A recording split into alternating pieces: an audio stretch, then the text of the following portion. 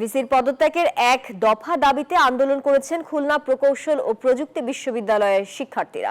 দুপুরে ক্যাম্পাসে অবস্থান কর্মসূচি থেকে এই দাবি জানানো হয়। একই সাথে তালা খুলে হলে প্রবেশ করেন শিক্ষার্থীরা। এদিন কুয়েট শিক্ষার্থীদের সাথে একাত্মতা প্রকাশ করেছে বুয়েট ও বাংলাদেশ গণতান্ত্রিক ছাত্র সংসদ শিক্ষার্থীরা।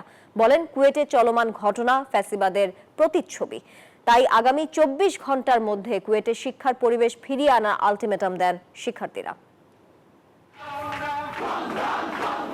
আবারও উত্তাল কুয়েট ক্যাম্পাস। ভিসির পদত্যাগের এক দফা দাবিতে আন্দোলন করেছেন শিক্ষার্থীরা। এ সময় নিজেরাই ভেঙে ফেলেন হোস্টেলের তালা। কুয়েটে হামলার ঘটনায় সাধারণ শিক্ষার্থীদের বিরুদ্ধে দায়ের হওয়া মামলায় ভিসির বিরুদ্ধে ইন্ধনের অভিযোগ তোলেন শিক্ষার্থীরা। সেহেতু আমরা 6 দফা থেকে এক দফা ঘোষণা করছি। এই ভিসিকে অপসারণ আমাদের একমাত্র দাবি। একই সাথে নতুন ভিসির অধীনে নিরপেক্ষ তদন্ত কমিটির মাধ্যমে নিরপেক্ষ তদন্তের দাবি জানাচ্ছি।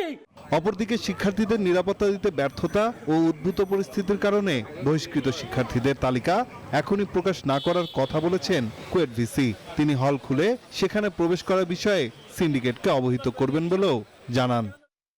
এইটুকু বলতে পারি যে কাজটা বেআইনি হবে, আমি জাস্ট সিন্ডিকেটে উপস্থাপন করবো এবং সিন্ডিকেট যে সিদ্ধান্ত দিবে ওইটুকু আমি এক্সিকিউট করবো। আমি নিজে থেকে কোনো কিছু করতে পারি। বান্ডেল থাকলে প্রতি সেনমানিতে টাকা বাঁচবে। বিকাশ সেনমানি বান্ডেল কিনে জিতুন প্রতি লেনদেনে। কুয়েটে চলমান পরিস্থিতি নিয়ে বুয়েটের সাধারণ শিক্ষার্থীদের পক্ষ থেকে মানববন্ধন ও প্রেস ব্রিফিং এর আয়োজন করা হয়। বুয়েটের শহীদ মিনারের সামনে অবস্থান নিয়ে শিক্ষার্থীরা জানান, নিরপরাধ আন্দোলনকারী সাধারণ শিক্ষার্থীদের নাম ব্যবহার করে 22 জন শিক্ষার্থীর নামে মিথ্যা মামলা দায়ের করেছে কুয়েট প্রশাসন। আমরা আমাদের কুয়েটিয়ানের ভাই বোনদের পাশে আছি। অনতিবিলম্বে কুয়েট প্রশাসন কর্তৃক যথোপযুক্ত পদক্ষেপ গ্রহণ করা না হলে এদেশের ছাত্র সমাজ কঠোর আন্দোলনে যেতে বাধ্য হবে। এদিকে একই ঘটনায় ঢাকা বিশ্ববিদ্যালয়ের মধুর ক্যান্টিনে সংবাদ সম্মেলন করেছে বাংলাদেশ গণতান্ত্রিক ছাত্র সংসদ। কুয়েটে ভিসির পদত্যাগ সহ 5 দফা দাবি জানায় তারা। আমরা নিম্নলিখিত 5 দফা দাবি উত্থাপন করছি। দাবি নম্বর 1, কুয়েটে ছাত্রদল যুবদলের মামলা এবং শিক্ষার্থীদের বহিষ্কারের বিষয়ে পূর্ণ নিরপেক্ষ তদন্ত করে দোষীদের চিহ্নিত করে শাস্তি নিশ্চিত করতে হবে। দাবি 2, আগামী 24 ঘন্টার মধ্যে শিক্ষার্থীদের নামে মামলা এবং বহিষ্কার আদেশ প্রত্যাহার করতে হবে। গত 18 ফেব্রুয়ারি কুয়েটে ছাত্র রাজনীতি বন্ধের দাবিকে কেন্দ্র করে সংঘর্ষের ঘটনায় শতাধিক আহত হয়।